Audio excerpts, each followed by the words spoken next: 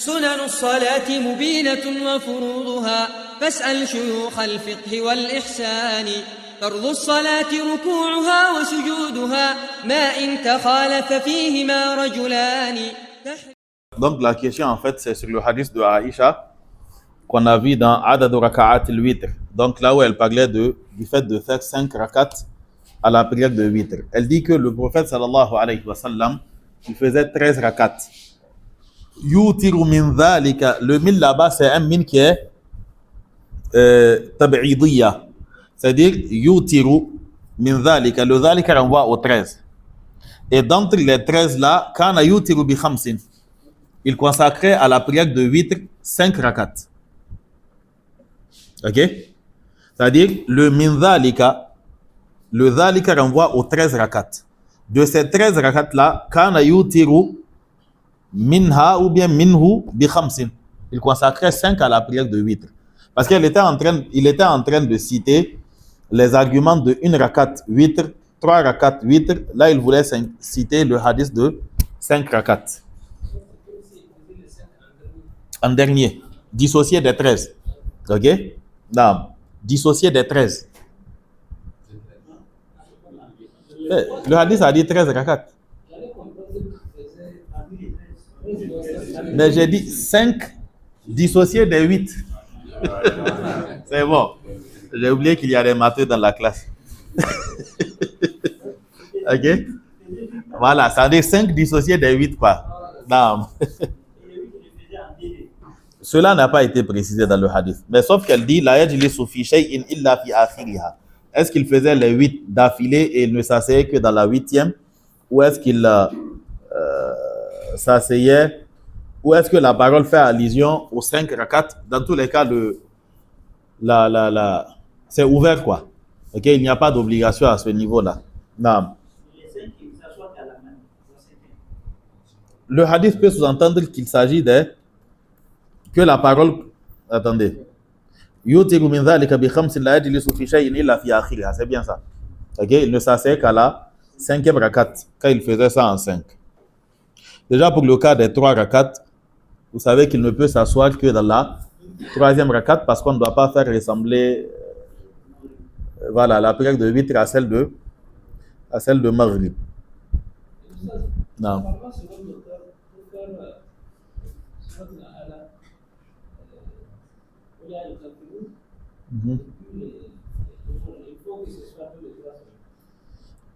Il dit que فَإِنْ أَوْتَرَ بِثَلَاثٍ.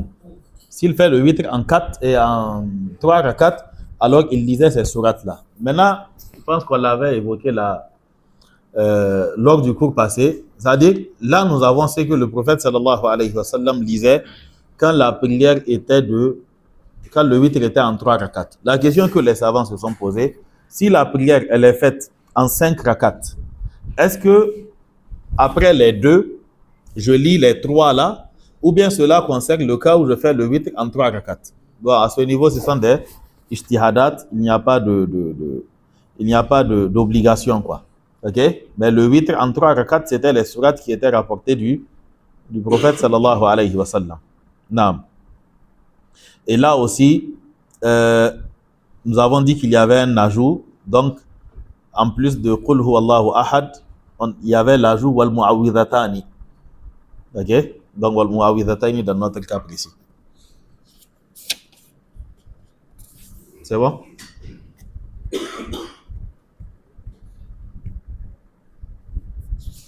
Non, je pense qu'à la fois passée, il y avait une question par rapport au fait d'accomplir la prière en journée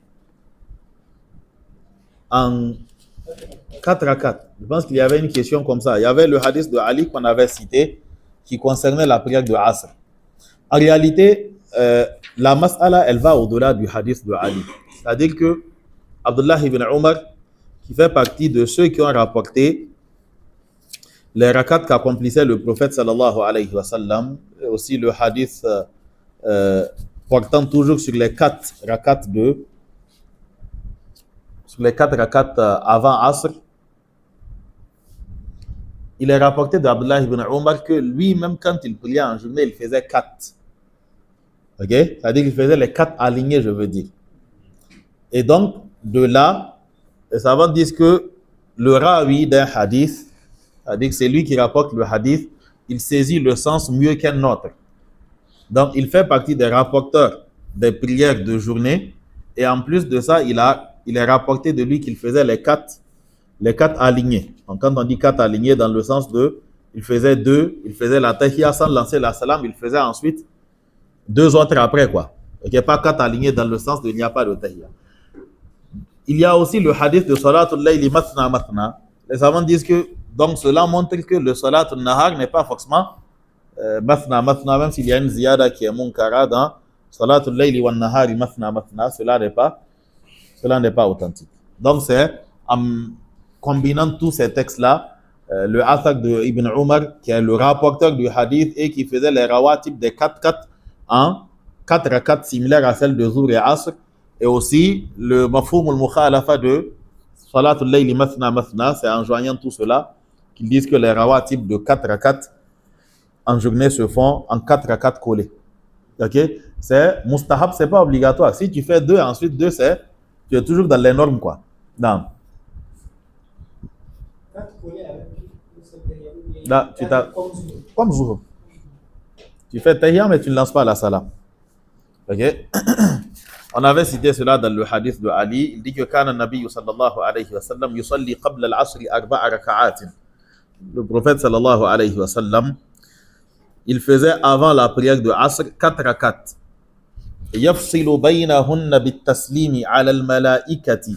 Et ces 4 rakats-là, il les coupait en deux, en lançant la salam aux anges rapprochés. Wa man tabi'ahum min al-muslimina wal-mu'minin. Ici, les shurah du hadith disent que yafsilu baynahunna bit-taslimi ala al-mala'ika. C'est pas le taslim de la prière, c'est le taslim de la tahiyya. Quand on dit donc de la tahiyya, assalamu alayna wa ala ibadillahi salihin. Ok?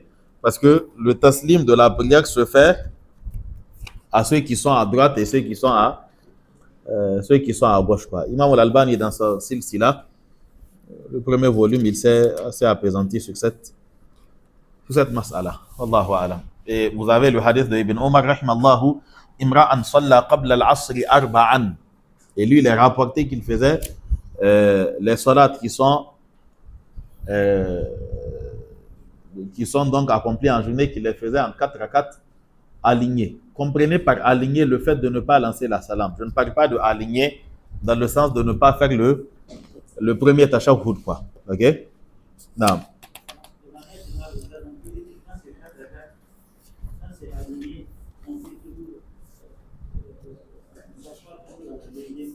En journée? Oui. On peut ne pas s'asseoir. Je ne sais pas. Ce que je sais, c'est que Salatul Layli Masna Masna, c'est le Asl. Maintenant, s'il faut aller au-delà de 2, comme par exemple 4, les 4 qu'accomplissait le prophète sallallahu alayhi wa sallam, c'était 4 alignés. Ok? Maintenant, est-ce que je peux faire 4 je fais tahiyya au milieu? Je ne sais pas. Ok? Non. Il y avait une question quelque part, oui? Le fait d'initier une deuxième fois la prière dans une mosquée où il y a un imam, on a fait la prière, on a fini la prière. Et qu'il y a des réparateurs qui sont arrivés. Le fait d'initier un deuxième temps, est-ce que c'est carrément interdit ou bien c'est... Le statut d'une deuxième jama'a dans une mosquée, d'abord on définit ce qu'on appelle deuxième jama'a et on définit ce qu'on appelle mosquée dans ce contexte-là. Il s'agit d'une mosquée réglementaire, okay, où il y a un muezzin qui fait l'adhan et un ou des imams qui président donc les gens à la prière. Maintenant, la question, une fois que l'imam lance la salam, donc la jama'a, elle est terminée. Est-ce que d'autres personnes peuvent venir accomplir une deuxième jama'a? Si oui, est-ce que cette deuxième jama'a, elle est couverte par les hadiths parlant des mérites de la prière en jama'a? Ok, donc ça fait deux questions différentes. Pour ce qui concerne le fait de prier une deuxième jama'a dans la mosquée, vous avez le athar de Ibrahim al-Nakha'i, donc l'élève de Ibn Mas'ud, et d'autres qui disent que les compagnons du prophète sallallahu alayhi wa sallam, quand la prière finissait, qu'ils devaient rattraper, kanu yusalluna furada, ils accomplissaient la prière individuellement. Ok, ils accomplissaient la prière individuellement. Donc le mieux quand on est dans une mosquée réglementaire, c'est qu'après la première jama'a, on se contente de prier seul. Si on a raté la prière avec un argument qui tient, comme le rapporte Abu Huraira, on a les mérites de la prière en groupe, même au cas où on n'a rien eu avec l'imam. Ok? Maintenant, le hadith de Anas ibn Malik, je pense, où le prophète sallallahu alayhi wa sallam a demandé qui lui ferait aumône, c'est-à-dire un homme qui était rentré dans la mosquée. Le prophète sallallahu alayhi wa sallam, il demande qui va faire aumône à son frère. Un homme s'est levé, il est parti rejoindre celui qui priait. Il ne s'agit pas de jama'a, parce que ce n'est pas la même prière obligatoire. C'est-à-dire que ce n'est pas une jama'a dans le sens où quelqu'un était en train de faire asr et puis d'autres sont venus se joindre à lui pour accomplir la prière de asr. Okay? Il s'agit d'une situation où l'autre, il a déjà fait sa prière obligatoire et quelqu'un était là en train de faire sa prière obligatoire. Il s'est joint à lui avec l'intention de faire une prière facultative. Et il s'agit de waqi'atu aynin. Il s'agit d'une situation isolée, d'un cas isolé. Le prophète sallallahu alayhi wa sallam, il n'a pas établi la qa'ida en disant que quand vous voyez quelqu'un prier seul dans la mosquée, alors joignez-vous à lui, cela fera aumône, ou encore quand vous venez à la mosquée en retard, prier ensemble ou autre. Ok?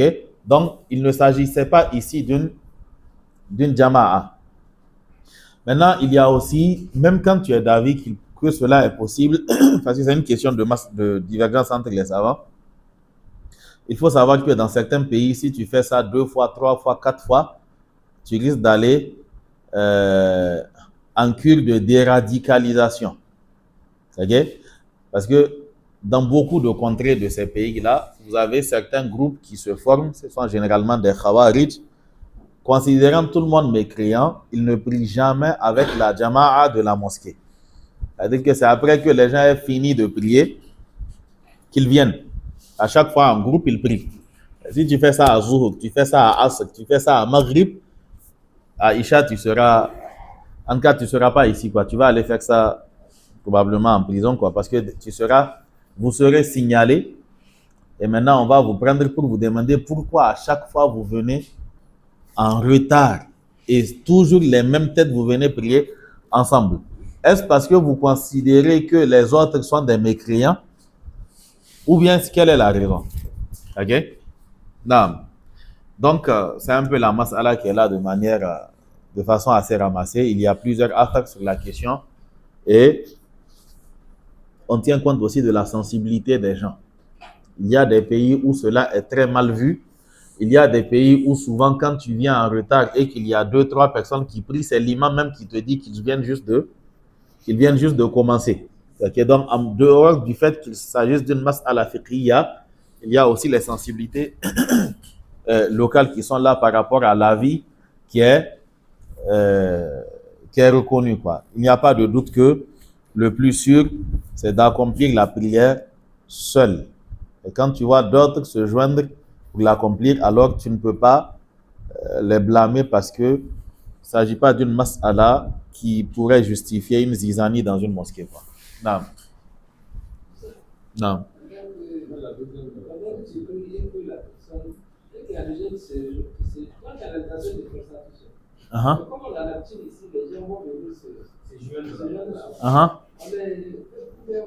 Ah là, je ne sais pas comment tu fais. Moi, je ne sais pas. Et si tu fais ça, est-ce qu'ils vont t'écouter? Est-ce qu'ils vont t'écouter? Hein? Souvent, tu ne sais même pas qu'il y a des gens derrière toi. C'est quand tu dis Allah Akbar, tu entends. Tu dis Sami Allah Akbar, Hamida, tu entends. Rabbana al-Kalham. Ça veut dire que souvent, tu es nommé imam sans t'en rendre compte, quoi. Ok? Non. Quand quelqu'un se joint à toi, à côté, tu peux facilement lui dire allez, tu peux lui faire signe de la main. Il va supposer que c'est une prière spéciale que tu es en train de faire, ou bien c'est. Dans tous les cas, il va comprendre quelque chose et aller de côté, quoi. Mais quand les gens s'alignent déjà derrière toi, il n'est pas évident que tu puisses leur faire ce signe-là. La deuxième partie de la question, est-ce qu'il y a les récompenses? À la base, la récompense qui est citée pour la prière en groupe, c'est la prière en groupe pour laquelle on a fait l'adhan. Et la jama'a en question, c'est la jama'a de l'imam. Ok? C'est la jama'a de l'imam. Maintenant, ceux qui viendront après, c'est-à-dire qu'ils ne seront jamais du niveau de ceux-là qui ont prié derrière l'imam officiel. C'est-à-dire que l'adhan là, c'était pour eux. Ça ne couvre pas toi ce que tu feras. Ce que tu feras après. Et tu ne peux pas venir à la mosquée faire un deuxième adhan pour ta prière. Ok? Non.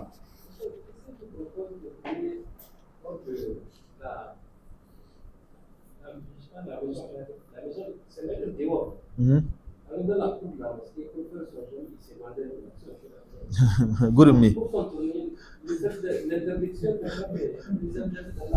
C'est le prolongement de la mosquée, non? Hein? S'arrêter à la place de l'imam.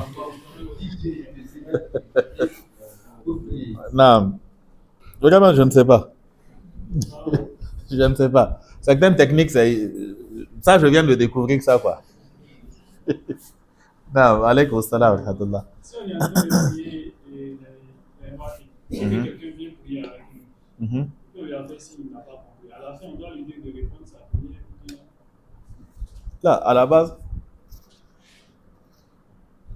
quand la prière de l'imam est valide, quand il prie seul, c'est lui qui se joint à lui aussi, sa prière est valide. Ok? C'est-à-dire que la qaïda, c'est Man sahhat salatuhu munfaridan, sahhat imamatuhu. C'est lui dont la prière est valide quand il prie seul, alors son imama aussi est valide jusqu'à ce qu'on ait la preuve du contraire. Dans tel cas spécifique, cela ne se fait pas. Si en priant seul, tu es en train de faire ta rawatib, ta prière elle est valide. C'est lui qui se joint à toi pour faire cela, sa prière aussi est valide. Donc il n'y a pas de raison qu'après la prière, tu lui dises de reprendre. Ok? Il n'y a rien dans la prière il n'y a rien en fait qui puisse justifier qu'il reprenne. Surtout que ikhtilafun niyat bayna al-ma'mumina wal a'imma, c'est quelque chose qui est permis. Le fait que les imams et ceux qui prient derrière n'aient pas la même intention, c'est quelque chose de correct, quoi. Comme le hadith de Mu'adh ibn Jabal où il priait Isha avec le prophète sallallahu alayhi wa sallam et il retournait à la maison pour diriger d'autres à la prière. Présider d'autres à la prière, ils n'avaient pas les mêmes intentions. Ou bien quand le prophète sallallahu alayhi wa sallam nous dit que quand tu viens à la mosquée, alors que tu as déjà prié, comme cela arrivait avant quand les gens venaient, notamment les nomades, okay? Souvent ils ont déjà prié. Maintenant ils arrivent à la mosquée, ils trouvent les gens en train de prier. Le prophète sallallahu alayhi wa sallam, il a vu certains qui étaient assis alors que eux ils étaient en train de prier. Le prophète sallallahu alayhi wa sallam leur dit: si vous venez à la mosquée et que vous nous voyez en train de prier, priez avec nous même si vous avez déjà prié et cela sera pour vous une nafila. C'est-à-dire qu'on ne s'assoit pas pour regarder les gens en train de prier. Ça fait bizarre. C'est-à-dire qu'on finit de prier, on se retourne. Toi, tu dis que non, moi j'ai déjà prié avant de venir. Ok, bon, ça fait un peu bizarre, quoi. Là, je parle d'une mosquée. Ok. Tout à l'heure, j'avais précisé mosquée réglementaire parce que les mosquées qui sont au bord des routes où les gens s'arrêtent occasionnellement pour prier en vague et autres, là, il n'y a pas de... Cette règle ne s'applique pas, quoi. Non, Allahu alam. On va arrêter ici, Inch'Allah. Donc, avec c'est-à-dire avec cette période-là, il est un peu difficile d'aligner deux cours, quoi. D'abord parce qu'on n'arrive pas à commencer à 18h30, c'est tout à fait normal. L'appel de Maghrib, c'est avant 18h30 déjà. OK? Donc, le temps de commencer, il est 19h. Donc, faire les deux cours aussi, c'est assez compliqué parce que la nuit tombe un peu plus tôt, quoi. OK? C'est-à-dire que déjà avant 20h, Isha, c'est avant 20h. Voilà. Donc, pour les célibataires, il n'y a pas de souci, mais pour les monogames, c'est un peu compliqué. C'est-à-dire que le célibataire, lui, à la base, il n'a pas de compte à rendre. Le polygame aussi, il ne rend pas compte parce qu'on ne sait pas exactement où il est. Mais le monogame, lui, okay, lui, il rend compte quoi, parce que lui, on sait que il a un seul chez quoi. Donc, سبحانك اللهم وبحمدك أشهد أن لا إله إلا أنت أستغفرك وأتوب إليك وصلى الله على نبينا محمد وعلى آله وصحبه وسلم والسلام عليكم ورحمة الله وبركاته.